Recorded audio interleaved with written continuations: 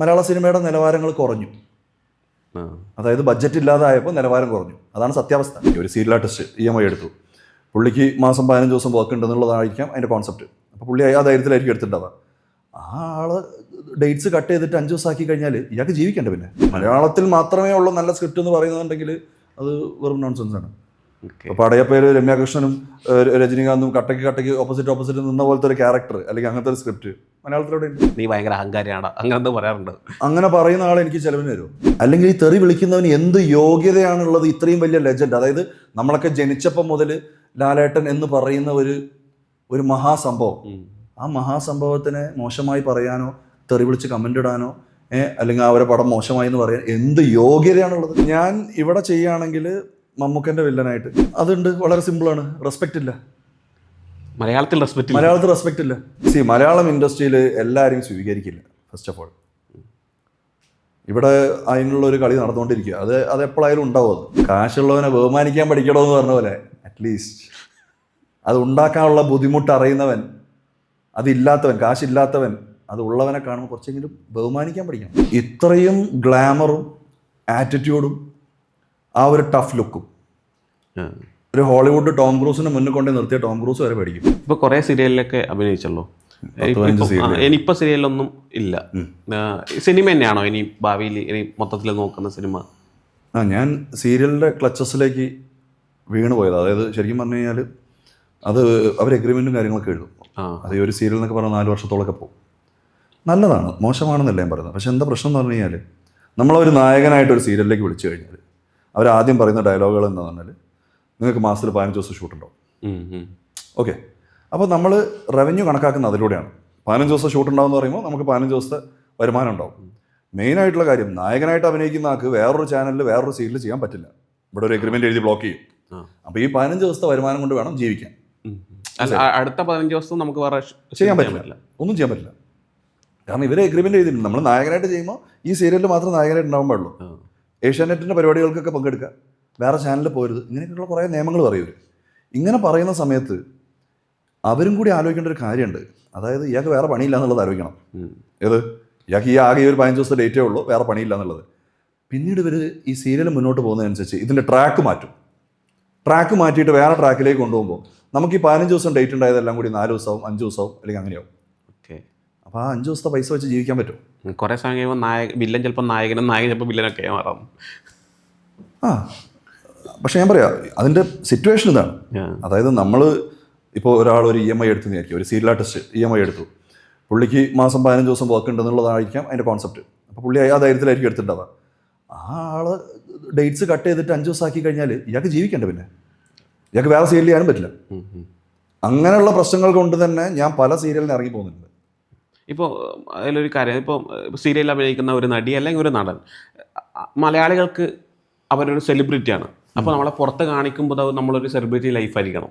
അപ്പോൾ ഈ പറയുന്ന പോലെ ഈ സാമ്പത്തിക പ്രശ്നങ്ങളപ്പോൾ ഭയങ്കര വിഷയം മാറില്ലേ? തീർച്ചയായിട്ടും അത് ഡിപ്പെൻസ്. നമ്മൾ ഏത് രീതിയിലാണ് നമ്മളെ ലൈഫ് സ്റ്റൈൽ, അതിനനുസരിച്ചുള്ള സാമ്പത്തികം നമ്മൾ ഉണ്ടാക്കിയേ പറ്റും. അത് കേരളത്തിൽ ജീവിക്കുന്നതുകൊണ്ടുള്ള ഒരു ബുദ്ധിമുട്ട് എന്താണെന്ന് പറഞ്ഞു കഴിഞ്ഞാൽ കുറേ കാശുള്ള ഒരാളാണെന്ന് വിചാരിക്കുക. അയാളൊരു ലുങ്കിയും ഷർട്ട് ഇട്ട് വേണമെങ്കിൽ അയാളെ കണ്ടില്ല, പിച്ചക്കാരനെ പോലെ ജീവിക്കണുണ്ട്. എന്തോരം കാശുണ്ട് അയാളെ കയ്യിൽ. ഇത് നെഗറ്റീവായിട്ട് പറയുള്ളൂ. അയാൾ സിമ്പിളായിട്ടായിരിക്കും നടക്കാൻ ഉദ്ദേശിക്കുന്നത്. അതുകൊണ്ടാണ് ഇവിടെ പല ആൾക്കാരും സൊസൈറ്റി പിടിച്ചു നിൽക്കാൻ വേണ്ടിയിട്ട് ഇങ്ങനെ ജീവിക്കേണ്ട ആവശ്യം വന്നു.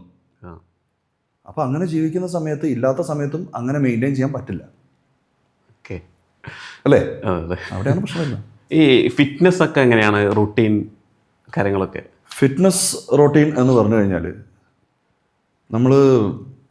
ഞാൻ പറഞ്ഞല്ലോ, ബിഗ് ബോസ് കഴിഞ്ഞിട്ട് ജസ്റ്റ് ഒരു 45 days ടൈമാണ് എനിക്ക് രാമബാണം സിനിമ ചെയ്യാനുള്ള ഒരു സമയം ഉണ്ടായത്. അപ്പോൾ ബിഗ് ബോസ് കഴിഞ്ഞ് ചക്ക കുഴഞ്ഞ പോലെ ഞാൻ ഫുള്ള് വയറൊക്കെ ചാടി ആകെ മൊത്തത്തിൽ പ്രശ്നമായിട്ട് വന്നത്. അപ്പോഴാണ് ഈ സിനിമ ഡയറക്ടറിനെ വിളിച്ചിട്ട് പറഞ്ഞത് നമ്മൾ പടം തുടങ്ങാറായെന്ന് പറഞ്ഞു. നമ്മൾ ഫോട്ടോ കാണിച്ചു, അപ്പോൾ എല്ലാം ഓക്കെയാണ്, നിങ്ങളാണ് വില്ലൻ എന്നൊക്കെ പറഞ്ഞു. അവിടെ എന്താ പ്രശ്നം എന്ന് പറഞ്ഞു കഴിഞ്ഞാൽ ഇതിൽ ഈ 92 ദിവസം പ്രോട്ടീനും ഇല്ല, ഫുഡും ഇല്ലാതെ ഞാൻ ആ കൂടെ വേറെ ഷേപ്പിലാണ്. അപ്പോൾ ഞാൻ ഡയറക്ടറോട് വന്ന് ഞാൻ ഫോട്ടോ അയച്ചെന്ന രൂപത്തിലല്ല ഇപ്പോൾ ഞാനുള്ളത്, ഞാൻ ചക്ക കുഴഞ്ഞ പോലെയുള്ളത്. അയ്യോ അങ്ങനെ പറഞ്ഞാൽ പറ്റില്ല, നമ്മൾ ഒരു മാസം സമയം തരാം. ഞാൻ പറഞ്ഞു 1 മാസം കൊണ്ടൊന്നും ചെയ്യാൻ പറ്റില്ല. അപ്പോൾ എത്ര സമയം? ഞാൻ പറഞ്ഞു മിനിമം 45 days. ഞാൻ എൻ്റെ മാക്സിമം എഫേർട്ട് ഇടാം, കാരണം നല്ലൊരു പ്രൊജക്റ്റാണ്, ഗോപിചന്ദിൻ്റെ കൂടെയാണ്, ഒഴിവാക്കാൻ പറ്റില്ല. അതിലും വില്ലനായിട്ട് തന്നെയാണ്. എല്ലാത്തിലും വില്ലനാണ്, ജനിച്ചതേ വില്ലനായിട്ട്, അതുകൊണ്ട് എല്ലാത്തിലും വില്ലനെ ചെയ്യുള്ളൂ. അപ്പോൾ ആ പടം ഈ പറഞ്ഞ പോലെ ആ 45 ഡേയ്സ് കൊണ്ട് നമ്മൾ ഫുള്ളി ആദ്യം അയച്ചു കൊടുത്ത മസ്കുലറായിട്ടുള്ള ഫോട്ടോസിനനുസരിച്ചിട്ട് നമ്മൾ വീണ്ടും ഫോമിലേക്ക് ആയി. അപ്പോൾ ഇതൊരു ആവശ്യത്തിൻ്റെ പുറകെ ചെയ്യുന്നതാണ് സത്യം പറഞ്ഞു കഴിഞ്ഞാൽ. അപ്പോൾ എല്ലാവരും ഭക്ഷണം പ്രിയരാണ്, എല്ലാവർക്കും രുചിയുള്ള ഭക്ഷണം കഴിക്കാൻ ഇഷ്ടമുള്ളവരാണ്. ആരും അത് സാക്രിഫൈസ് ചെയ്തിട്ട് നമ്മൾ ഈ മസിൽ ഉണ്ടാക്കാനും ഡയറ്റ് ചെയ്യാനും നിൽക്കാറില്ല.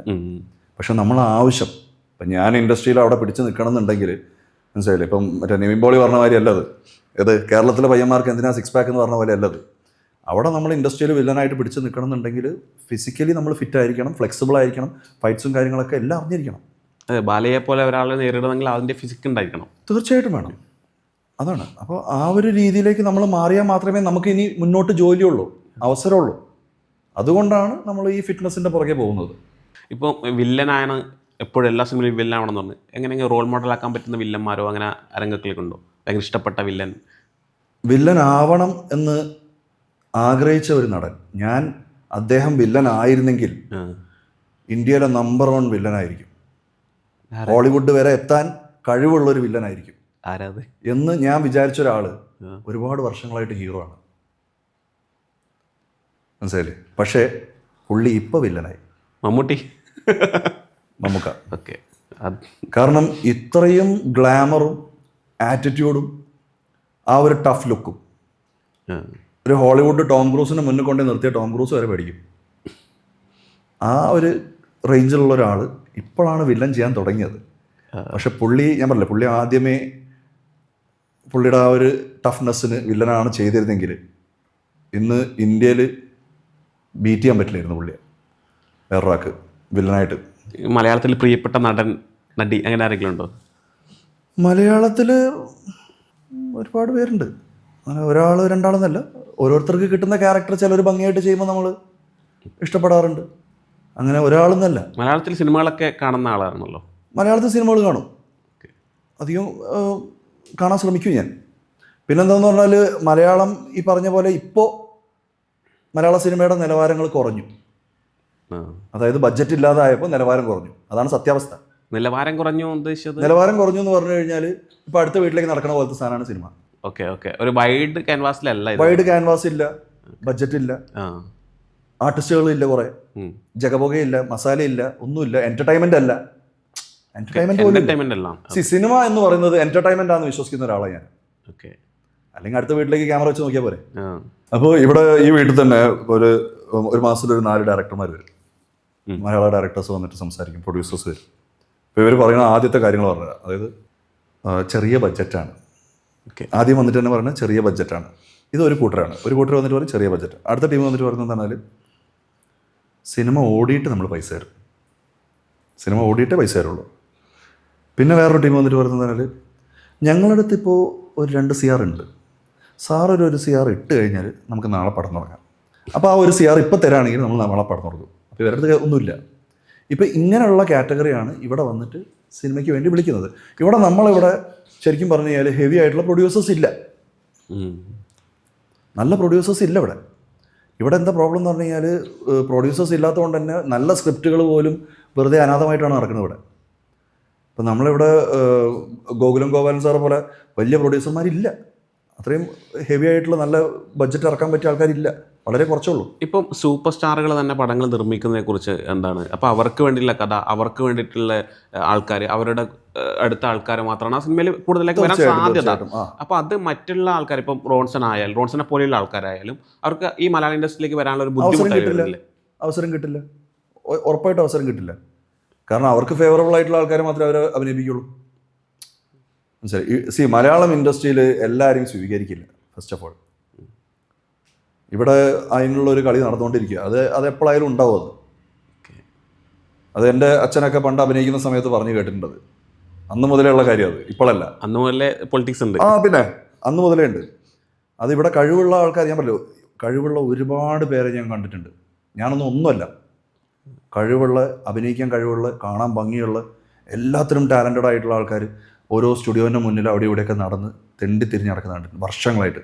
7 വർഷം 8 വർഷമൊക്കെ ഏവിയം സ്റ്റുഡിയോൻ്റെ മുന്നിൽ ഇരിക്കുന്ന ആൾക്കാരെ കണ്ടിട്ടുണ്ട്, മലയാളികൾ. അവസരം കിട്ടുന്നില്ല അവർക്ക്, അതൊരു ഭാഗ്യം മാത്രമാണ്. തെലുങ്കിലാണെങ്കിൽ കുറച്ചും കൂടെ ഫ്രീ ആണോ അങ്ങോട്ട്? തെലുങ്കിൽ ഫ്രീ എന്ന് പറഞ്ഞു കഴിഞ്ഞാൽ പറഞ്ഞില്ലേ, അതാണ് ഞാൻ ആദ്യം പറഞ്ഞത്, നമ്മൾ അവരെ കൂട്ടത്തിൽ ഒരാളാവണം.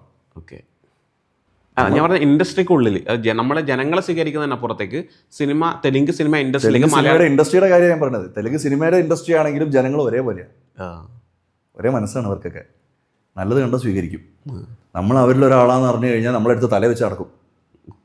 മനസ്സിലായി? ഇവിടുന്ന് പോയ ഇപ്പോൾ നമ്മൾ വലിയ മറ്റേ സൂപ്പർ സ്റ്റാർ നയൻതാര അല്ലേ, അവരവിടെ ശരിക്കും പറഞ്ഞു കഴിഞ്ഞാൽ ക്വീനിനെ പോലെയാണ് കൊണ്ടുനടക്കണവർ. അതാണ്. അപ്പോൾ അവർ തിരിച്ചു വരും കൊണ്ട് റെസ്പെക്റ്റ് കൊടുക്കണം അവരൊക്കെ. മറ്റേ ഇതിൽ പറഞ്ഞ പോലെ കാശുള്ളവനെ ബഹുമാനിക്കാൻ പഠിക്കണമെന്ന് പറഞ്ഞ പോലെ, അറ്റ്ലീസ്റ്റ് അത് ഉണ്ടാക്കാനുള്ള ബുദ്ധിമുട്ട് അറിയുന്നവൻ, അതില്ലാത്തവൻ, കാശില്ലാത്തവൻ അത് ഉള്ളവനെ കാണുമ്പോൾ കുറച്ചെങ്കിലും ബഹുമാനിക്കാൻ പഠിക്കണം. അത് നമ്മളെ മലയാളി കൾച്ചറിൽ ഇല്ലത്. ഇവർ പറയണതെന്ന് പറഞ്ഞു കഴിഞ്ഞാൽ ഓൻ വലിയ സംഭവം ജാട, ഇങ്ങനെയൊക്കെ മോശം പറയാൻ പറ്റും, അതേ പറയുള്ളൂ. ഒരിക്കലും നല്ലത് പറയാൻ അറിയില്ല. അവിടെയാണ് ഈ പ്രശ്നം വരുന്നത്. മലയാളിക്ക് നല്ലത് പറയാൻ അറിയില്ല ഇപ്പോൾ. അല്ലെങ്കിൽ പുറത്ത് പോയി കുറേ കാലം പുറത്തുള്ള ആൾക്കാരൊക്കെ ആണെങ്കിലാണ് അവർ വന്നിട്ട് അപ്രിസിയേഷനും കാര്യങ്ങളൊക്കെ ഉണ്ടാവും. ഇപ്പോൾ നമ്മൾ വാട്സപ്പ് എടുത്തു കഴിഞ്ഞാൽ, വാട്സപ്പ് നമ്മളിങ്ങനെ നോക്കുകയാണ്, ഏത് നമ്മളൊരു സ്റ്റാറ്റസ് ഇട്ടിട്ടുണ്ട്. അപ്പോൾ അതിൽ ലൈക്ക് ചെയ്തിരിക്കുന്നത്, ഇപ്പോൾ ലൈക്ക് ചെയ്യാൻ പറ്റുമല്ലോ നമ്മൾ വാട്സപ്പിൽ സ്റ്റാറ്റസിൽ. നമ്മളിങ്ങനെ നോക്കിക്കഴിഞ്ഞാൽ അതിൽ ലൈക്ക് ചെയ്തിരിക്കുന്ന ആരൊക്കെ അറിയാം? ബംഗാളികൾ, ഹിന്ദിക്കാർ, അല്ലെങ്കിൽ ഔട്ട് ഓഫ് കേരള. മലയാളികളില്ല. മലയാളികൾ പുറത്തുള്ളവരോ അല്ലെങ്കിൽ അത്രയും ബ്രോഡ് മൈൻഡഡ് ആയിട്ടുള്ള നല്ല മനസ്സുള്ള കുറച്ച് ആൾക്കാർ എന്ന് പറയുന്നത് കയ്യിലെണ്ണാളതുള്ളൂ. മലയാളികൾക്ക് അംഗീകരിക്കാൻ ഭയങ്കര മടിയാണ്. അംഗീകരിക്കാൻ പറ്റില്ല. ഞാൻ അയാളെക്കാട്ടി വലുതാണ് എന്ന് പറയാൻ മാത്രമേ മലയാളിക്ക് പറ്റുള്ളൂ. ഞാൻ പറഞ്ഞില്ലേ, ഈ വാട്സപ്പ് നോക്കിക്കഴിഞ്ഞാൽ അതിൽ ലവ് അടിക്കുന്നത് ഫസ്റ്റ് ഇത് കംപ്ലീറ്റ് വരുന്നത് കംപ്ലീറ്റ് ഹിന്ദിക്കാരതായിരിക്കും, അല്ലെങ്കിൽ തെലുങ്കന്മാരതായിരിക്കും. ഇപ്പം എൻ്റെ കോൺടാക്ട് ലിസ്റ്റൊക്കെ എടുത്തു കഴിഞ്ഞാൽ ഞാനൊരു സ്റ്റാറ്റസ് ഇട്ട് കഴിഞ്ഞാൽ ഫസ്റ്റ് ലൈക്ക് വരുന്നത് കംപ്ലീറ്റ് തെലുങ്കന്മാരായിരിക്കും. എന്നാൽ ആദ്യം കണ്ടത് കംപ്ലീറ്റ് മലയാളികളായിരിക്കും. മനസ്സിലായി? അവരൊരിക്കലും അത് ലൈക്ക് ചെയ്യേ അല്ലെങ്കിൽ അതിനെപ്പറ്റി ചോദിക്കുക. ഇപ്പോൾ സിനിമ ഇറങ്ങിയെന്നുള്ളത് അറിയാം. സിനിമ ഇറങ്ങിയത് അറിയാത്ത ആൾക്കാർ, ഈ അശ്വിൻ കോക്കിനെ പോലുള്ള വലിയ ആൾക്കാർ പറഞ്ഞറിയിച്ചു സിനിമ ഇറങ്ങിയെന്നുള്ളത്. എന്നാൽ പോലും റോൺസാ പടം ഇറങ്ങിയില്ലേ, നല്ല അഭിപ്രായമാണല്ലോ എന്ന് പറയാൻ പോലും മടിക്കുന്നുണ്ട് ആൾക്കാർ. ഈ പടം ഇറങ്ങിയിട്ട് മലയാള സീരിയൽ അഭിനയിക്കുന്നോ അല്ലെങ്കിൽ മലയാളി സിനിമയിൽ അഭിനയിക്കുന്ന ആരെങ്കിലും വിളിച്ചായിരുന്നു എന്തെങ്കിലും? എന്നെ വിളിച്ചത് അനൂപ് വിളിച്ചു. നമ്മൾ ബിഗ് ബോസിലുണ്ടായ അനൂപ് വിളിച്ചിട്ട്, ഞാൻ ഫസ്റ്റ് കോൾ എനിക്ക് അനൂപിൻ്റെയാണ് വന്നത്. മനസ്സിലായി? Anoop is A director. അപ്പോൾ പുള്ളി ഒരു ഡയറക്റ്റിംഗ് കണ്ണിൽ കൂടെ തന്നെയായിരിക്കും കണ്ടത്. പുള്ളി എന്നെ വിളിച്ചിട്ട് പറഞ്ഞു, എടാ സംഭവം നല്ലതായിട്ടുണ്ടല്ലോ, അങ്ങനെയാണെങ്കിൽ നല്ല കാര്യങ്ങളൊക്കെ പറഞ്ഞു. അപ്പോൾ അങ്ങനെ വിളിച്ച് പറയുന്ന ആൾക്കാർ വളരെ കുറവാണെന്ന് പറയാൻ. മനസ്സിലായി? നമുക്കറിയാം, കോണ്ടാക്ട് നമ്പർ ഉണ്ട്, എന്നാൽ പോലും വിളിച്ച് പറയാറില്ല പല ആൾക്കാരും. എനിക്ക് ഈ പറഞ്ഞ പോലെ ഒരു 10 ആൾക്കാരോട് എനിക്കൊന്ന് നല്ല കാര്യം പറഞ്ഞില്ലെങ്കിൽ എനിക്ക് സമാധാനക്കേടാ. എനിക്ക് പറയണം, എനിക്കിത് മിണ്ടാതിരിക്കാൻ പറ്റില്ല. നല്ലത് കണ്ടാൽ ഞാൻ നല്ലത് പറയും, മോശം കണ്ടാൽ മോശം പറയും ചെയ്യും. പക്ഷേ മറ്റ് ലാംഗ്വേജിൽ വെച്ചിട്ട് നമ്മുടെ മലയാള ഇൻഡസ്ട്രി ഭയങ്കര സ്ക്രിപ്റ്റ് വൈസിൽ നല്ലൊരു മെച്ചപ്പെട്ടതാണെന്നൊക്കെയല്ലേ പല ഇൻഡസ്ട്രി എന്ന് പറയുന്നത്? ആണോ? അങ്ങനെ പടയപ്പ പോലത്തെ സിനിമ മലയാളത്തിലുണ്ടോ? ഇല്ല, അതില്ല. അപ്പം അങ്ങനെ ഒരിക്കലും പറയാൻ പറ്റില്ല. നമുക്ക് മലയാളത്തിൽ മാത്രമേ ഉള്ളൂ നല്ല സ്ക്രിപ്റ്റ് എന്ന് പറയുന്നുണ്ടെങ്കിൽ അത് വെറും നോൺസെൻസ് ആണ്. അപ്പോൾ പടയപ്പയിൽ രമ്യാകൃഷ്ണനും രജനീകാന്തും കട്ടയ്ക്ക് ഓപ്പോസിറ്റ് നിന്ന പോലത്തെ ഒരു ക്യാരക്ടർ അല്ലെങ്കിൽ അങ്ങനത്തെ ഒരു സ്ക്രിപ്റ്റ് മലയാളത്തിലൂടെ ഉണ്ട്? ഇല്ല. ഇപ്പം റോൺസൺ ഇപ്പോൾ ബിഗ് ബോസിൻ്റെ കാര്യം ഇപ്പോൾ നമ്മൾ നേരത്തെ പറഞ്ഞു, അങ്ങനെ പല കാര്യങ്ങളും കട്ടൻ റൈറ്റ് ആയിട്ട് കാര്യങ്ങൾ മുഖത്ത് നോക്കി പറയുന്ന ഒരാളാണ്. അപ്പോൾ ഈ അഹങ്കാരിയാണ് എന്ന വിളിപ്പേരോ അങ്ങനത്തെ നിങ്ങൾ പറയാറുണ്ടോ? ആരെങ്കിലും നീ ഭയങ്കര അഹങ്കാരിയാണ് അങ്ങനത്തെ പറയാറുണ്ട്? അങ്ങനെ പറയുന്ന ആൾ എനിക്ക് ചിലവിന് തരുമോ? ഇല്ല. ഇപ്പോൾ നെഗറ്റീവ് കമൻറ്റ് ഇടുന്ന ഒരാളായിക്കോട്ടെ, ഇപ്പോൾ സോഷ്യൽ മീഡിയ എടുത്തു കഴിഞ്ഞാൽ ഇഷ്ടംപോലെ നെഗറ്റീവ് കമൻറ്റ്സ് കാണുന്നുണ്ട്. ഈ നെഗറ്റീവ് കമൻറ്റ് പറയുന്ന ആരാന്നറിയോ? പണ്ട് കാലത്ത് നമ്മൾ ഈ വീട്ടിലേക്കൊക്കെ പോകുന്ന സമയത്ത്, നമ്മൾ ചേച്ചീൻ്റെ കൂടെയൊക്കെ പോകുന്ന സമയത്ത് കമൻ്റ് അടിക്കും മതിലിൻ്റെ മേലെ ഇരുന്നിട്ട്. കണ്ടാ കവലയിലൊക്കെ ഇരിക്കും, ഓ എന്നൊക്കെ പറയുന്ന കുറച്ച് ആൾക്കാരുണ്ടോ? ഈ ആൾക്കാർ തന്നെയാണ്, മോഡേൺ വേർഷനാണ് ഈ സോഷ്യൽ മീഡിയയിൽ കമൻറ്റ് ചെയ്യുന്നത്. നിലവാരം അതന്നെ. ഈ നെഗറ്റീവ് കമൻറ്റ്സ് ഇടുന്ന ആൾക്കാർ കംപ്ലീറ്റ് ഇതാണ്. അതായത് ഒരു പണിയില്ലാതിരിക്കുന്ന. സോഷ്യൽ മീഡിയയിൽ ആക്റ്റീവ് ആണോ? ആക്റ്റീവ് അല്ല. അല്ലാണ്ട് കമൻറ്റുകളൊന്നും അത് ശ്രദ്ധിക്കാറില്ല. അല്ലേ, കമൻറ്റ് ചെയ്താൽ എനിക്ക് വിഷയമുള്ള കാര്യമല്ല. അവരല്ലല്ലോ എനിക്ക് ചിലവിന് വരുന്നത്. പിന്നെ ഞാൻ എന്തിനാണ് നോക്കുന്നത്? ഈ കമൻറ്റ് ചെയ്യുന്ന ആൾ, ഇപ്പോൾ ഞാൻ വേറൊരു കാര്യം പറഞ്ഞുതരാം. അതായത് ഇപ്പോൾ ഒരു മെഗാസ്റ്റാറിൻ്റെ പടം മനസ്സിലായി, അത് ഒരെണ്ണം ഒരിച്ചിരി ഫ്ലോപ്പായി എന്ന് വിചാരിക്കാം. ഫോർ എക്സാമ്പിൾ നമ്മൾ ഇങ്ങനെ തന്നെ പറയാം. ഇപ്പോൾ നമ്മൾ ലാലേട്ടൻ്റെ പടം, ലാലേട്ടൻ ഒരു മൂവി എക്സ്പെരിമെൻ്റ് ചെയ്തു. അത് മേ ബി കുട്ടികൾക്കുള്ള പടമായിരിക്കാം, അത് കുട്ടികൾ ഇഷ്ടപ്പെട്ടു. അതിന് വേണ്ടിയിട്ട് ഈ നെഗറ്റീവ് കമൻസ് ഇടുക, തെറി വിളിക്കുക, ഒരു ലെജൻഡിനെയാണ് തെറി വിളിക്കുന്നത് എന്നുള്ളത് ഇയാൾ ആലോചിക്കുന്നുണ്ടോ? അല്ലെങ്കിൽ ഈ തെറി വിളിക്കുന്നവന് എന്ത് യോഗ്യതയാണുള്ളത്? ഇത്രയും വലിയ ലെജൻഡ്, അതായത് നമ്മളൊക്കെ ജനിച്ചപ്പം മുതൽ ലാലേട്ടൻ എന്ന് പറയുന്ന ഒരു മഹാസംഭവം, ആ മഹാസംഭവത്തിനെ മോശമായി പറയാനോ തെറി വിളിച്ച് കമൻ്റ് ഇടാനോ അല്ലെങ്കിൽ അവരെ പടം മോശമായി എന്ന് പറയാൻ എന്ത് യോഗ്യതയാണുള്ളത്? ഈ കമൻ്റ് ഇടുന്നവന് ഒരു സിനിമ എടുക്കാൻ പറ്റുമോ? അല്ലെങ്കിൽ ലാലേട്ടനെ പോലെ ഒരു പേരുണ്ടാക്കാൻ പറ്റുമോ? ഒന്നും പറ്റൂല. അപ്പോൾ നമ്മൾ എന്തിനു ബോധർ ചെയ്യണം? പട്ടി കുരയ്ക്കണമെന്നുണ്ടെങ്കിൽ കുരച്ചോട്ടേ ആയിരിക്കും, അത്രേ ഉള്ളൂ. ഈ പ്രഭാസമായിട്ടുള്ള കഴിഞ്ഞല്ലോ, ഷൂട്ട് കഴിഞ്ഞില്ലേ? കഴിഞ്ഞു. എങ്ങനെയായിരുന്നു എക്സ്പീരിയൻസ് ഒക്കെ? പ്രഭാസ് എന്ന് പറഞ്ഞ വ്യക്തി ഒരു ഡാർലിംഗ് ആണ്. പുള്ളി അവിടെ ഡാർലിംഗ് എന്നാണ്, ഭയങ്കര ഇൻട്രോവേർട്ടാന്നൊക്കെ അതാ പറഞ്ഞത്. പുള്ളിയെ ഡാർലിംഗ് എന്നാണ് വിളിക്കുന്നതും. ഒരു ഡാർലിംഗ് ആണ്, അതായത് ഭയങ്കര സ്മൂത്തായിട്ട് ഭയങ്കര പൊളൈറ്റായിട്ട് നിൽക്കുന്ന ഒരു വ്യക്തിയാണ്. പുള്ളി ഇങ്ങനെ ലൊക്കേഷനിലൊക്കെ വന്നു കഴിഞ്ഞാൽ വന്നത് ആരറിയില്ല, ഒരു സൈഡിൽ അവിടെ ഇങ്ങനെ നിന്നോളൂ, അടുത്ത് പോയി സംസാരിച്ചാൽ പുള്ളി സംസാരിക്കും. ഭയങ്കര ഒരു പാവം ഒരു വ്യക്തി, മനസ്സിലായി, ഒരു പ്രത്യേക വ്യക്തിയാണ്. നമ്മൾ ഈ സിനിമയിൽ കാണുന്ന ഒരു ഭീകരതയല്ല, ശരിക്കും നേരിട്ട് കാണുന്ന സമയത്ത് ഡാർലിംഗ് ആണ് പുള്ളി. ആ ഒരു സ്റ്റേജ് പരിപാടിയിൽ ഡാൻസ് കളിക്കുന്ന അവരുടെ എടുക്കുന്നിട്ടിങ്ങനെ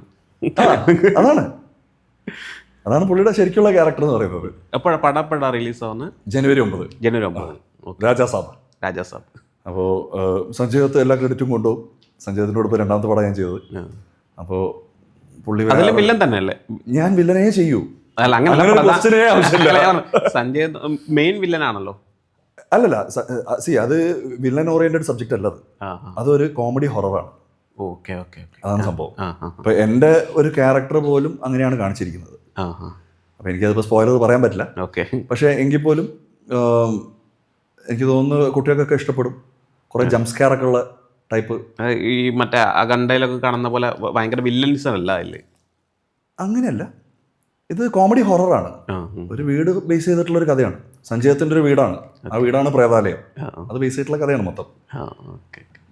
റോൺസൺ ഇപ്പോൾ കേരളത്തിലാണല്ലോ താമസം, ഇവിടെ തന്നെയാണ് നിൽക്കുന്നത്. അപ്പോൾ തെലുങ്കിൽ എങ്ങനെയാണ് ഈ അവസരങ്ങളൊക്കെ കിട്ടുന്നത്? ആക്ച്വലി എനിക്ക് അവിടെ ഒരു മാനേജറുണ്ട്, ചലപതി റാവു എന്ന് പറഞ്ഞിട്ടൊരു മാനേജറുണ്ട്. അപ്പോൾ ആ പുള്ളി ത്രൂ ആണ് പുള്ളിയാണ് അവിടെ എല്ലാ കാര്യങ്ങളും കോർഡിനേറ്റ് ചെയ്യുന്നത്.